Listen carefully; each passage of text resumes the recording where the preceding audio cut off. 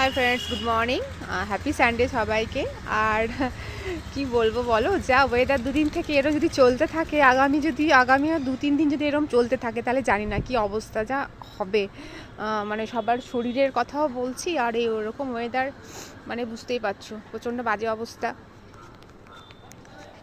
আর মানে কি বলবো, সকাল থেকে সত্যি মানে মর্নিংয়ে যারা বাইরে যায়, যারা বাড়িতেও রয়েছে, বিশেষ করে যারা বাইরে যায় তাদের কথাও বলছি, প্রচণ্ড বাজে অবস্থা, মানে বাজে কন্ডিশন। সত্যি কথা বলতে কি, আর মানে কী বলতো, যদি ঠান্ডা হয় তবুও ঠিক আছে, কিন্তু হয়েছে এত লেভেলে হাওয়া দিচ্ছে, এই হাওয়া সত্যি নেওয়া যাচ্ছে না, মানে প্রচণ্ড বাজে কন্ডিশন।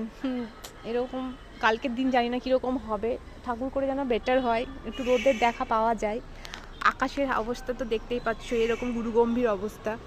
তো সিচুয়েশান প্রচণ্ড বাজে, পুরো কাঁপতে কাঁপতে উপর আর নিচ চলছে সকাল থেকে।